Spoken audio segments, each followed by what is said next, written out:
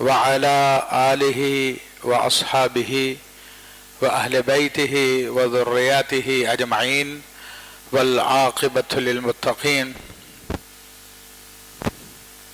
قال الله تعالى في كلامه المجيد والفرقان الحميد: أولئك كتب في قلوبهم الإيمان وأيدهم بروح منه. صدق الله العظيم وصدق رسوله النبي الكريم ونحن على ذلك لمن الشاهدين والشاکرین. تمام حضرات ایک مرتبہ محبت سے درود پاک پڑھیے. مولا صلی وسلم دائما ابدا علی حبیبک خیر الخلق کلہم. الحمدللہ گزشتہ 2 ہفتوں سے میں آپ کے سامنے امام اہل سنت مجدد دین و ملت عظیم البرکت عظیم المرتبت الشاہ امام احمد رضا خان علیہ رحمت الرحمن کے حیات طیبہ کے حوالے سے تعارفاً کچھ عرض کر رہا ہوں. تو چونکہ آپ کی شخصیت ایک عظیم شخصیت ہے اور ہمہ جہد شخصیت ہے، آپ کے جس پہلو پہ گفتگو کی جائے اس کے لیے ہفتوں درکار ہیں. تو یہ ساری کی ساری گفتگو ایک تعارفی گفتگو ہے تاکہ ہم مسلمانوں کو معلوم ہو کہ اللہ جل شانہ نے مسلمان امت میں کیسے کیسے لوگ پیدا فرمائے ہیں. آج ہمارے لوگ Guinness book of world record کو دیکھتے ہیں اور اس میں حیرت انگیز کام دیکھ کے بڑی داد دیتے ہیں، لیکن معلوم ہونا چاہیے کہ اللہ تبارک و تعالیٰ نے امت مسلمہ میں ایسے افراد پیدا کیے ہیں کہ جن کی شخصیتی Guinness book of world record کو بھر دے. انہی شخصیات میں امام اہل سنت اعلیٰ حضرت فاضل بریلوی رحمۃ اللہ تعالیٰ علیہ بھی ہیں. تو میں نے گزشتہ ہفتے سب سے پہلے ان کی بچپن کے بارے میں گفتگو کی تھی، پھر کچھ ان کے علم و فضل کے حوالے سے گفتگو کی. آپ رحمۃ اللہ تعالیٰ علیہ کی شخصیت کا ایک عظیم پہلو شاعری بھی ہے، نعت گوئی ہے. آپ رحمۃ اللہ علیہ نے نعت گوئی میں جو اشعار بیان کیے ہیں تو اس زمانے میں، جو کہ اردو ادب کا ایک عظیم ترین زمانہ تھا جس میں داغ دہلی اور دیگر بڑے بڑے شعراء موجود ہوا کرتے تھے، اس زمانے میں بھی اور اس زمانے میں بھی آپ رحمۃ اللہ علیہ کی شاعری کو سب نے مسلم جانا اور اس کو خراج عقیدت پیش کی ہے.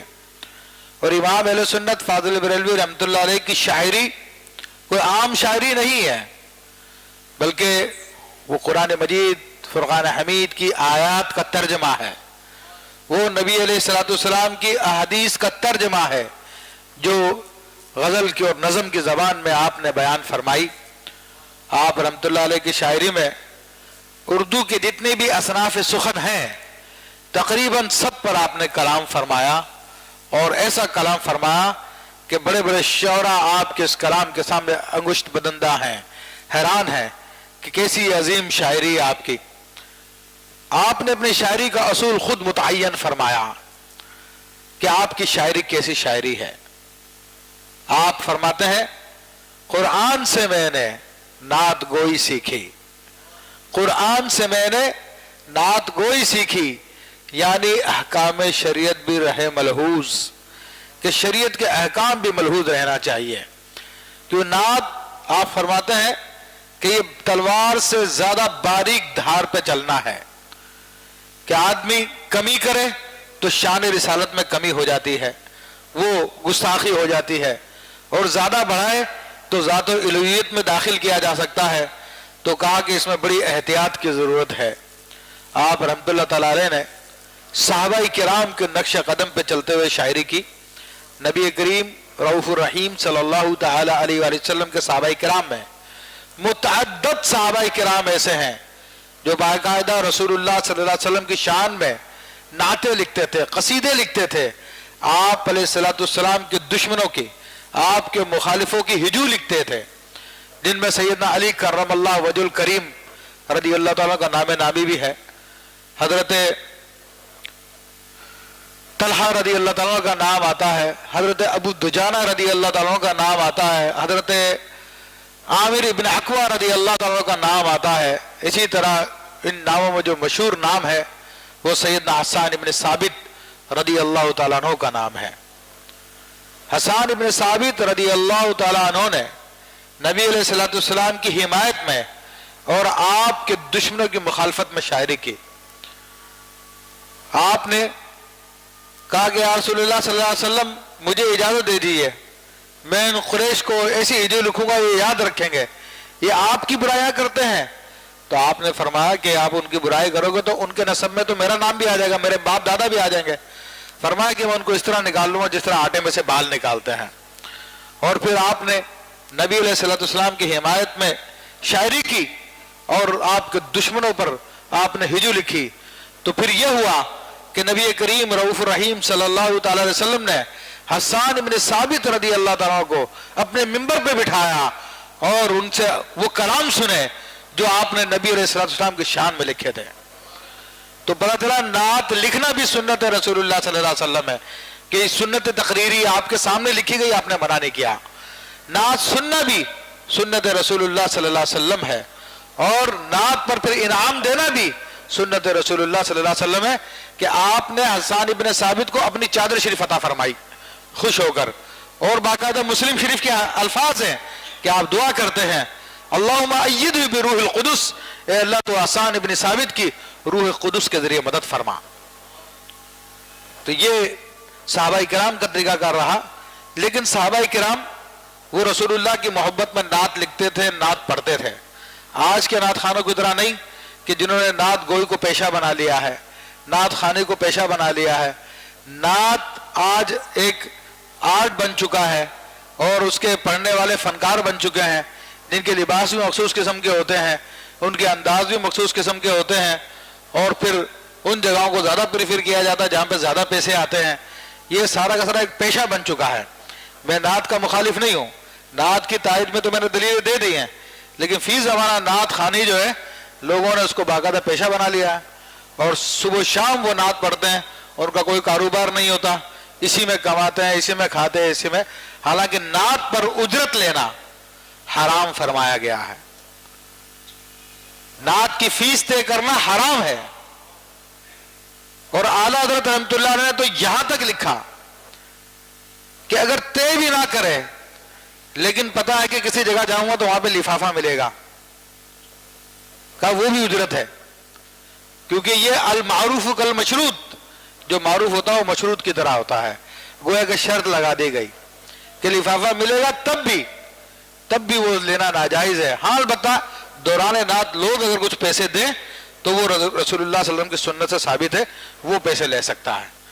लेकिन उसके अंदर भी बहुत सारे ड्रामे होते, बहरहाल एक अलग टॉपिक है ये। तो नात रसूलुल्लाह सल्लल्लाहु अलैहि वसल्लम की सुन्नत, सहाबाए किराम की सुन्नत है। आला हज़रत फाज़िल बरेलवी रहमतुल्लाह अलैह फरमाते हैं मैं हज़रत हसन इब्न साबित रदी अल्लाह तआला के कदमों की पैरवी करता हूं। और फिर आपने जो नात लिखी वो सारी की सारी इश्क़ रसूल सल्लल्लाहु तआला अलैहि वसल्लम में डूब कर लिखी, अंबिया की ताजीम में लिखी, सहाबाए किराम की ताजीम में लिखी, अहले बैत की ताजीम में लिखी, औलिया अल्लाह की मोहब्बत में लिखी। आपका एक एक शेर इश्क़ रसूल सल्लल्लाहु अलैहि वसल्लम में डूबा हुआ है। आपने दुनिया के लिए शायरी नहीं की, न दुनियादारों के लिए शायरी की। कभी एक शेर भी किसी दुनियादार की मदह में, उसकी तारीफ में नहीं लिखा, क्योंकि शायरी में आपका बड़ा कमाल था और आपकी शोहरत लोगों तक पहुंच चुकी थी कि आप बड़े जबरदस्त कादिरुल कलाम शायर हैं। तो उस जमाने में नानपारा का नवाब, नानपारा इंडिया में एक इलाका है, उसके नवाब ने ख्वाहिश जाहिर की कि इमाम अहले सुन्नत फाज़िल बरेलवी रहमतुल्लाह अलैह मेरी शान में कुछ कसीदा लिख दें, मेरी शान में कुछ शायरी कर दें। जैसा कि आजकल शोरा का तरीका होता है कि जो उनको पेश करे कुछ तो आमतौर पर लिख देते हैं। लेकिन वो लोग जो दरबार रिसालत सल्लल्लाहु अलैहि वसल्लम से वाबस्ता होते हैं और जो रसूलुल्लाह सल्लल्लाहु अलैहि वसल्लम की मोहब्बत में लिखते हैं, वो दुनिया और दुनियादारों की तरफ कभी तवज्जो नहीं करते। आप रहमतुल्लाह तआला अलैह को जब ये अर्ज की गई कि हजूर नानपारा का नवाब है, वो आपको मतलब कि बड़े इनाम देगा, बड़े इकराम करेगा, आप उसकी शान में नात लिख दें, तो आप रहमतुल्लाह अलैह के कुछ गैरत इश्क आ गई। और गैरत इश्क में آپ نے پھر ایک نعت لکھی جو حضور علیہ الصلوۃ والسلام کی شان میں ہے، جس کو بہت مشہور نعت ہے، جس کو لوگ پڑھتے ہیں، وہ کمال حسن حضور ہے، اپنے آقا کی تعریف میں کر رہے ہیں، وہ کمال حسن حضور ہے کہ گمان نقص جہاں نہیں، وہ اللہ نے آپ کے حسن میں کمال رکھا ہے کہ نقص کا گمان ہی نہیں ہے، وہی پھول خار سے دور ہے، پھول ہوتے ہیں اس میں کانٹے بھی ہوتے ہیں، اور جو کانٹوں والا ہوتا ہے اسی میں سب سے زیادہ خوشبو ہوتی ہے، گلاب میں سب سے زیادہ خوشبو ہوتی ہے، لیکن حضور کی تعریف میں کہتے ہیں وہی پھول خار سے دور ہے، وہی شمع ہے کہ دھواں نہیں، تو آپ ایسی شمع جس میں دھواں نہیں ہے، یہ آپ کی تعریف میں نعت لکھے، اور بڑے لاجواب قسم کے اشعار ہیں۔ کروں تیرے نام پر جاں فدا، اسی نعت میں فرماتے ہیں یا رسول اللہ صلی اللہ علیہ وسلم، کروں تیرے نام پر جاں فدا، نہیں بس ایک جاں دو جہاں فدا، دو جہاں سے بھی نہیں جی بھرا، کروں کیا کروڑوں جہاں نہیں۔ یا رسول اللہ آپ کی محبت میں آپ کے نام پر ایک جہان بلکہ میں دونوں جہان قربان کر دوں، لیکن ان سے بھی دل نہیں بھرتا، مگر اللہ نے دو جہان ہی بنایا ہے، کروڑوں جہان نہیں ہے جو میں فدا کروں، ہوتے تو وہ بھی فدا کر دیتا۔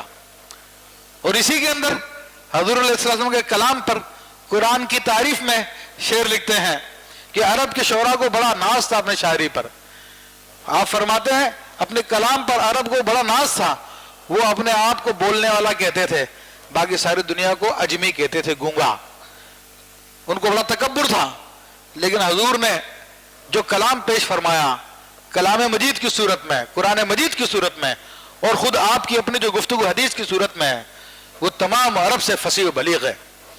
آپ فرماتے ہیں تیرے آگے سب ہیں دبے لچے، فصحا عرب کے بڑے بڑے، کوئی جان منہ میں زبان نہیں، نہیں بلکہ جسم میں جان نہیں۔ یہ آقا علیہ الصلوۃ والسلام کی تعریف میں آپ نے نعت لکھی، اور پھر اس کا مقطع لکھا، مقطع لکھتا کروں مدح اہل دول رضا، اہل دول یعنی دولت مند لوگ، اے رضا کیا میں دولت مندوں کی تعریف کروں گا؟ اپنے آپ سے کہتے ہیں کروں مدح اہل دول رضا، پڑے اس بلا میں میری بلا، یہ اردو کا محاورہ ہے، وہ محاورے استعمال کیا آپ نے اردو زبان کے کہ آپ سے زیادہ اور آپ سے بہتر کوئی شخص بھی اردو زبان کے محاورے استعمال نہیں کر سکتا شاعری میں، یہ بڑے بڑے ادبا کا یہ اعتراف ہے۔ تو فرماتے ہیں کروں مدح اہل دول رضا، پڑے اس بلا میں میری بلا، میں گدا ہوں اپنے کریم کا، میرا دین پارائے نہ نہیں، یعنی میں تو اپنے کریم آقا صلی اللہ علیہ وسلم کا فقیر ہوں، میرا دین کو روٹی کا ٹکڑا نہیں ہے کہ جو دے گا اس کی تعریف میں کہنا شروع کر دوں۔ تو یہ آپ نے اشعار کہے، اس کے رد یہ مقطع کہا، اور دلچسپ بات یہ ہے کہ اسی شعر کے اندر آپ نے نان پارا کو الٹا کر دیا، نان پارا علاقے کا نام تھا، لیکن آپ نے کہا پارا نا، وہ ترجمہ بن گیا روٹی کا ٹکڑا اور محاورہ بن گیا اردو زبان کا، تو اس کا رد بھی کر دیا اور اپنی بات بھی بیان کر دی۔ تو کبھی اہل دنیا کے لیے آپ نے شاعری نہیں کی، آپ نے نبی علیہ الصلوۃ والسلام کی پوری زندگی تعریف میں مدح میں یہ شاعری کی ہے۔ آپ کا جو کلام بھی اٹھا کے دیکھ لیں وہ لاجواب ہے، کسی نہ کسی حدیث کی ٹرانسلیشن ہے، وہ بہت مشہور نعت ہے، آپ لوگوں نے بھی سنی ہے، واہ کیا جود و کرم ہے شہ بطحہ تیرا، بطحہ مدینہ منورہ کا نام ہے، اور شہ کہتے ہیں بادشاہ کو، ہے مدینہ منورہ کے شہنشاہ، کیا آپ کا جود و کرم ہے، واہ کیا جود و کرم ہے شہ بطحہ تیرا، نہیں سنتا ہی نہیں مانگنے والا تیرا، جو بھی آپ کے دربار میں آیا کبھی اس کو نہیں فرمایا آپ نے، اور یہ گھر کی بات نہیں ہے، کوئی صرف محبت میں نہیں کہہ دیا، بخاری و مسلم کی حدیث ہے، حضرت انس رضی اللہ تعالیٰ عنہ فرماتے ہیں رسول اللہ صلی اللہ علیہ وسلم نے کبھی کسی سوال کرنے والے کو نہیں فرمایا، اگر کسی کی حاجت درست نہیں ہے اس کو نہیں دینا تو اس کو کسی اور طریقے سے ٹال دیا، لیکن کبھی لفظ نہیں زبان پر نہیں آیا تو کلمہ طیبہ میں آیا کہ لا الہ الا اللہ، ویسے مانگنے والے کو کبھی آپ نے نہیں فرمایا. یہ آپ کی شاعری کا کمال. اور پھر جیسا کہ میں نے ذکر کیا کہ یہ آپ کے کلام کو اس زمانے کے بڑے بڑے ادیباء نے مانا. آپ کے چھوٹے بھائی مولانا حسن رضا خان رحمۃ اللہ تعالی علیہ یہ بڑے عالم دین گزرے ہیں اور یہ شاعر بھی بہت اچھے گزرے ہیں. بڑی محبت بھرا ان کا کلام ہے, ذوق نعت کے نام سے معروف ہے. اور وہ اشعار دیکھنے کے ہیں کہ رسول اللہ صلی اللہ علیہ وسلم کی محبت میں انہیں کیا کیا اشعار کہیں, کیا اشعار ہے, سبحان اللہ, وہ دیکھنے سے تعلق رکھتے ہیں. یہ شاعری میں اصلاح لیا کرتے تھے اپنے زمانے کے مشہور استاد داغ دہلوی سے. اور داغ دہلوی ہمارے اردو ادب میں بہت مشہور و معروف ہے. طلبہ جو اسکولز میں پڑھتے ہیں, یونیورسٹیز میں پڑھتے ہیں, اردو ادب میں باقاعدہ اس کو پڑھایا جاتا ہے, اس کی شاعری پڑھائی جاتی ہے. تو داغ دہلوی سے اصلاح لیا کرتے تھے, اپنا کلام لے جا کے دکھایا کرتے تھے. تو ایک مرتبہ اعلیٰ حضرت رحمۃ اللہ تعالی نے سرکار دو عالم صلی اللہ تعالی علیہ وآلہ وسلم کی شان میں ایک نعت لکھی اور بڑی مشہور و معروف نعت ہے. وہ نعت کیا ہے؟ ان کی مہک نے دل کے غنچے کھلا دیے ہیں, ان کی مہک نے دل کے غنچے کھلا دیے ہیں, جس راہ چل دیے ہیں سکے بٹھا دیے ہیں, غنچے بسا دیے ہیں. تو پوری کی پوری نعت زبردست اشعار پہ مشتمل ہے. ایک دل ہمارا کیا ہے آزار اس کا کتنا, تم نے تو چلتے پھرتے مردے جلا دیے ہیں. بڑے زبردست اشعار ہے اس میں. تو اس کے اندر آپ رحمت اللہ تعالی علیہ نے یہ نعت کئی اشعار پہ مشتمل ہے, مکمل آپ نے نہیں کی, اس کا مقطع چھوڑ دیا. غزل کا پہلا جو شعر ہوتا ہے وہ مطلع کہلاتا ہے اور آخری جو شعر ہوتا ہے وہ مقطع کہلاتا ہے. اس میں شاعر اپنا نام لکھتا ہے تو وہ پھر غزل مکمل ہو جاتی ہے. تو آپ نے مقطع نہیں لکھا اور آپ نے داغ دہلوی کے پاس وہ بھیج دی کہ ذرا تم اپنا کلام دکھانے جا رہے ہو, میری بھی ذرا اصلاح لے لو. داغ دہلوی نے جب وہ کلام دیکھا تو پوچھا کہ واقعی اعلیٰ حضرت کا؟ کہا حضرت انہیں کہا بڑا خوب کلام ہے. کہا ان سے درخواست ہے کہ وہ اس کلام کا مقطع نہ لکھیں, اس کلام کا مقطع میں لکھوں گا, اس کلام کا مقطع میں لکھوں گا. اور وہ کیا مقطع لکھا داغ دہلوی نے؟ استاد داغ دہلوی اپنے زمانے کے عظیم شاعروں میں سے ہیں. وہ اعلیٰ حضرت کو خراج عقیدت پیش کرتے ہیں اور مقطع کے طور پہ لکھتے ہیں ملک سخن کی شاہی تم کو رضا مسلم. ملک سخن یعنی شعر و شاعری کی بادشاہت رضا تمہارے لیے ہے. ملک سخن کی شاہی تم کو رضا مسلم, جس سمت آ گئے ہو سکے بٹھا دیے ہیں. اللہ اکبر, یا رسول اللہ صلی اللہ علیہ وسلم, جاری رہے گا. تو آپ اندازہ کیجئے کہ جس سمت آ گئے ہیں وہاں پر لوگوں کی زبانیں خاموش ہو گئی ہے. جس فیلڈ میں چلے گئے, ریاضی میں چلے گئے, تو سر ضیاء الدین وہ ماننے پہ مجبور ہو گئے کہ یہ زمانے کا ریاضی میں عظیم امام ہے. اردو ادب میں چلے گئے تو اردو ادب والے ماننے پہ مجبور ہو گئے. فن حدیث میں چلے گئے تو 60 سے زائد کتابیں آپ کی. فن فقہ میں چلے جائیں تو ڈھیروں کتابیں آپ کی. فزکس, کیمسٹری, جو جو علوم ہیں ان میں چلے جائیں آپ اس کے امام نظر آتے ہیں. اور جب شاعری کے میدان میں بڑے عظیم استاد کے سامنے آپ کا کلام پیش کیا گیا تو اس نے اقرار کیا کہ آپ شعر و شاعری کے بھی بادشاہ ہیں. آپ کی شاعری جیسا کہ میں نے ذکر کیا قرآن و حدیث سے تھی, اور شاعری درست وہی ہوتی ہے جو قرآن و حدیث کے مطابق ہو. قرآن و حدیث سے جو ہٹی ہو کتنے اچھے شعر کیوں نہ ہو وہ مردود ہے, ناپسندیدہ ہے. اب چونکہ اہل سنت کا شروع سے یہ طریقہ کار رہا کہ وہ نبی علیہ الصلوۃ والسلام کی شان میں اللہ تعالیٰ کی حمد میں اشعار لکھتے رہے. 1400 سال سے آپ صحابہ کرام کے دور سے دیکھ لیجئے, تمام بزرگوں کا یہی طریقہ کار رہا.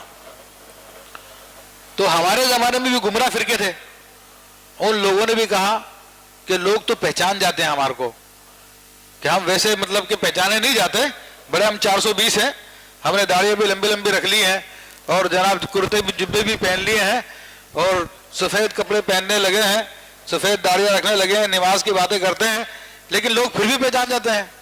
تو انہوں نے غور کیا کس طرح پہچانتے ہیں, تو انہوں نے دیکھا کہ سنی لوگ نعت خوانی کرتے ہیں اور اس کے اوپر سنی لوگ جمع ہو جاتے ہیں.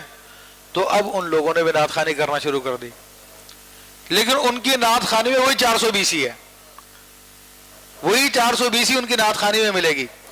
تو میں نے درس قرآن میں ذکر کیا تھا جنید جمشید جو کہ گستاخ ہے ام المومنین عائشہ الصدیقہ رضی اللہ تعالیٰ عنہ طیبہ طاہرہ کا، جس کی گستاخی انٹرنیٹ پہ موجود ہے، اور علماء نے اس کے خلاف فتویٰ بھی دیا، اور حکومت پاکستان نے اس کے خلاف FIR بھی کاٹ دی ہے. اب وہ ملک سے فرار ہے اس وقت. تو وہ بھی اسی گروپ میں سے ہے جو 420 کرنے والے لوگ ہیں، لیکن ان کو پتا ہے کہ لوگ یہ سنی ہیں، یہ حضور صلی اللہ علیہ وسلم سے محبت کرتے ہیں، اس کے بغیر ہمارے جال میں پھنسیں گے نہیں. تو ان لوگوں نے بھی نعتوں کا سلسلہ شروع کر دیا. تو لوگ اس کے نعتیں سنتے ہوئے بڑے شوق سے ہیں، لیکن میرے بھائیوں وہ نعتیں بھی بدعقیدگی بھی مشتمل ہیں. جیسے اس کی ایک مشہور نعت جو آپ بہت لوگوں نے سنی ہوگی اور اس کی وجہ سے اس نے شہرت بھی حاصل کی، محمد کا روزہ قریب آ رہا ہے صلی اللہ تعالی علیہ وسلم. تقریباً سب نے سنی ہوگی. وہ اس کے پیچھے میوزک بھی ہے، وہ بھی ناجائز کام ہے، لیکن بہرحال اس کے اندر بدعقیدگی کی بات وہ کس طرح سے بیان کرتا ہے. ہم لوگ تو بیچارے سرکار دو عالم صلی اللہ علیہ وسلم کا نام سنتے ہیں، بولے بھالے ہیں سنی لوگ، تو سب کے پیچھے لگ جاتے ہیں، ہاں ہاں کتنی اچھی بات کی ہے، بڑا عاشق ہے رسول ہے، دیکھو حضور کی نعتیں پڑھ رہا ہے. مگر نعتوں کے اندر بھی زہر گھولا ہوا ہے، کفر اور بدعقیدگی کا زہر گھولا ہوا ہے. اسی نعت کے اندر کیا کہتا ہے؟ فرشتوں انہیں جا کے خبر دے دو، فرشتوں جا کر انہیں خبر دے دو کہ خادم تمہارا سعید آ رہا ہے. اب یہ شعر ہے، اب عوام لوگ آپ کو تو پتہ نہیں چلے گا، لیکن یہ بہت بڑی بے ادبی کی بات ہے اور بڑی بدعقیدگی کی بات ہے. بدعقیدگی کی بات کیا کہ اہل سنت کا عقیدہ ہے کہ نبی کریم رؤوف الرحیم صلی اللہ تعالی علیہ وسلم کو اللہ نے اولین و آخرین کا علم عطا فرمایا، اور یہ تمام کتابوں میں، سیرت کی کتابوں میں لکھا ہوا ہے. آپ سیرت حلبیہ دیکھ لیں، آپ سیرت شیخ عبدالحق محدث دہلوی مدارج النبوہ دیکھ لیں، آپ سیرت محائب اللدنیہ دیکھ لیں، آپ علامہ جوزی کی دیکھ لیں، دیگر علماء کی دیکھ لیں، ان کے اندر یہ احادیث لکھی ہوئی ہیں، اور دیگر بخاری مسلم میں بھی روایت موجود ہے کہ آپ کو اللہ نے علم غیب عطا فرمایا. اور سیرت حلبیہ میں تو یہ الفاظ ہے کہ اوتیت علم الاولین والآخرین، مجھے اولین اور آخرین کا علم دے دیا گیا. اور بخاری شریف میں حضرت حذیفہ بن یمان، حضرت عمران ابن حسین، حضرت عمر فاروق رضی اللہ تعالیٰ عنہ اور دیگر کئی صحابہ کرام سے یہ حدیث موجود ہے کہ رسول اللہ صلی اللہ علیہ وسلم نے ایک دن مسجد میں کھڑے ہو کر بطور معجزہ کے آپ نے دنیا کی ابتدا سے لے کر قیامت تک کے تمام احوال تفصیل سے بیان کر دیے. اور کتنی تفصیل سے بیان کی ہے. موٹی عقل ہوتی ہے نا ہماری، مادہ پرست عقل ہے تو تھوڑا سوچتی ہے، موٹی موٹی باتیں بتا دی ہوگی. حضرت حذیفہ بن یمان رضی اللہ تعالیٰ فرماتے ہیں آسمان میں جب میں کسی پرندے کو اڑتا ہوا دیکھتا ہوں تو مجھے یاد آ جاتا کہ رسول اللہ نے اس کے بارے میں بتایا تھا. اتنی تفصیل سے بتایا آپ نے. تو حضور کو تو ساری باتوں کا علم. پھر بیہقی کی روایت ہے،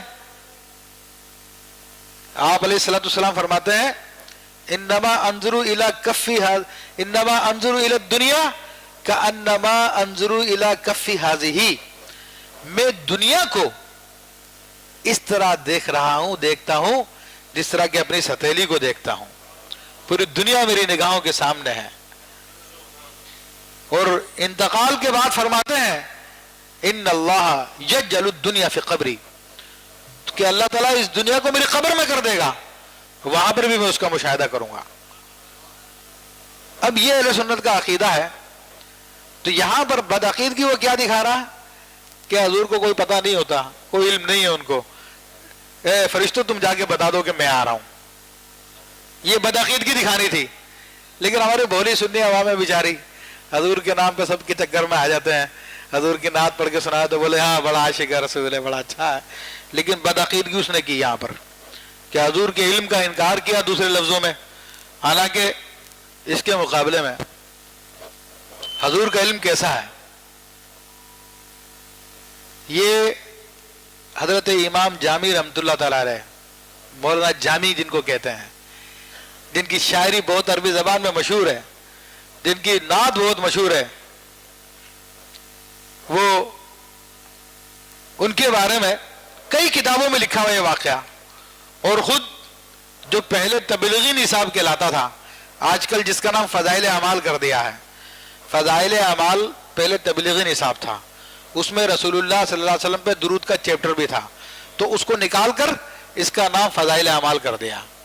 اس کے اندر خود مولانا زکریا کاندلوی نے یہ حکایت لکھی ہے کہ جامی رحمۃ اللہ علیہ وہ ایران سے چلے کہ میں حضور صلی اللہ علیہ وسلم کی بارگاہ میں حاضر ہوں گا اور بالمشافہ ملاقات کروں گا، بالمشافہ ملاقات کروں گا میں۔ یہ عقیدہ ہے امام جامی رحمۃ اللہ علیہ کا، کیونکہ ان سے پہلے ملاقات ہو چکی ہے لوگوں کی۔ حضرت احمد کبیر رفاعی رضی اللہ تعالیٰ عنہ یہ حضور غوث پاک کے زمانے کے ہیں، حضور صلی اللہ علیہ وسلم کی اولادوں میں سے ہیں۔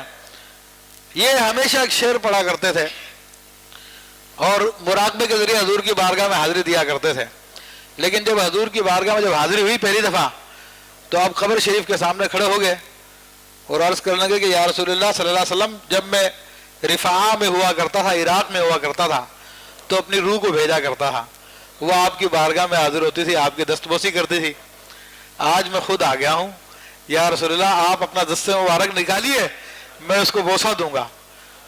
تو اس وقت ہزاروں لوگ تھے اور سرکار دو عالم صلی اللہ علیہ وسلم اپنے قبر انور سے اپنا دست مبارک نکالا اور ہزاروں لوگوں نے دیکھا۔ یہ واقعہ تاریخ کی کتابوں میں رقم ہے، یہ عقیدہ ہے۔ حضرت جامی رحمۃ اللہ علیہ بھی اسی عقیدے کے حامل تھے، دل میں یہ ارادہ تھا کہ میں حضور سے بالمشافہ ملاقات کروں گا۔ سرکار دو عالم صلی اللہ علیہ وسلم نے مدینہ منورہ کا اس وقت جو خادم تھا، گورنر تھا، اس کے خواب میں آگے فرمایا کہ عبد الرحمن جامی آ رہے ہیں ایران سے، اور اس کو مدینہ منورہ میں مت آنے دینا، اس کو باہر روک لینا۔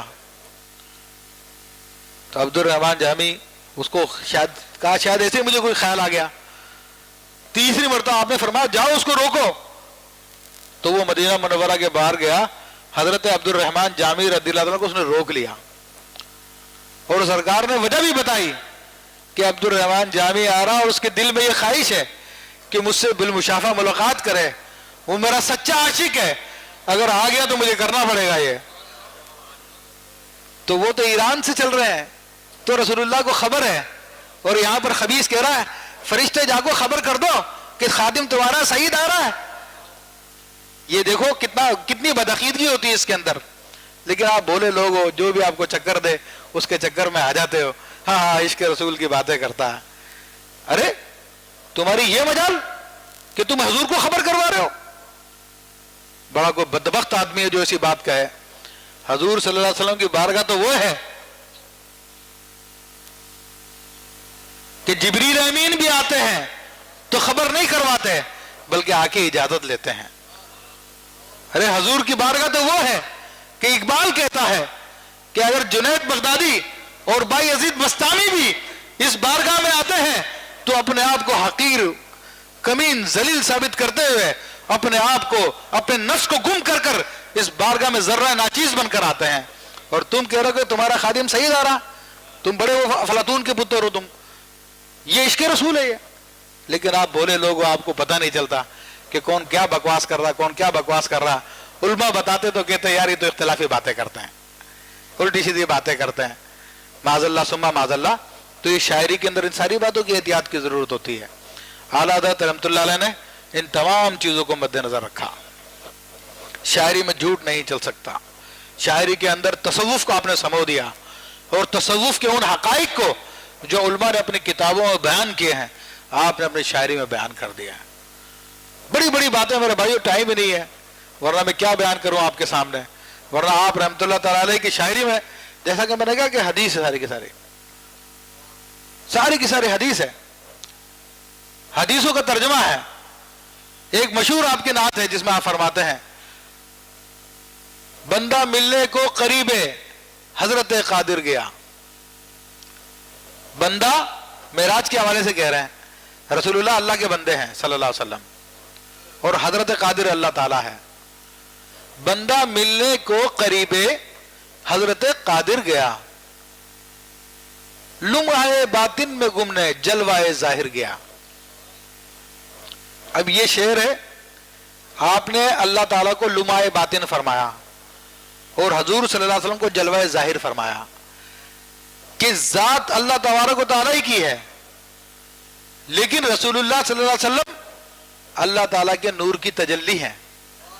اور حدیثوں میں ہے، یہ بڑے بڑے محدثین نے اپنی کتابوں کی ابتدا اسی حدیث نور سے کی ہے، جس میں فرمایا کہ اللہ نے سب سے پہلے اپنے نور سے میرے نور کو پیدا کیا.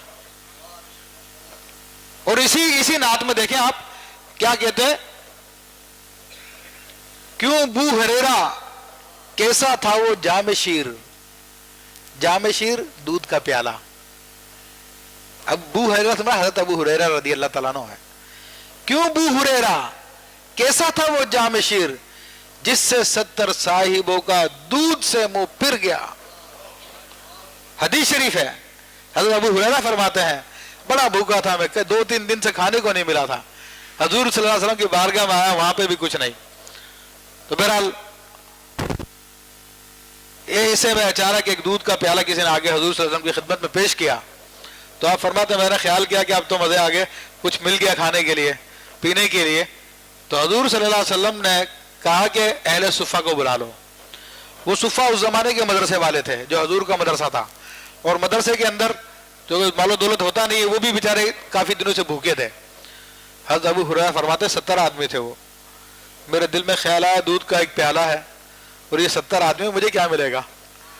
اور اتفاقی بات ہے میرا نمبر بھی میں بائیں ہاتھ پہ تھا، جو سب سے آخری نمبر تھا. حضور صلی اللہ علیہ وسلم نے دودھ پیا، خوب پیا، اور اس کے بعد پھر اپنے دائیں ہاتھ کی جانب جو صحابی تھے ان کو دے دیا. انہوں نے پیا، خوب پیا. فرمایا میں سوچ رہا ہوں کہ اب تو بچے گا نہیں. 70 آدمیوں کے پاس سے گھوم کر پھر آپ کے پاس آیا. فرماتے پیالہ بھرا ہوا تھا. اتنا پیا میں نے، اتنا پیا، یہاں تک کہ میں نے کہا بس بس بس. تو اللہ اکبر، تو اسی کو کہتے ہیں کیوں بو ہریرا کیسا تھا وہ جام شیر، جس سے 70 صاحبوں کا دودھ سے منہ پھر گیا.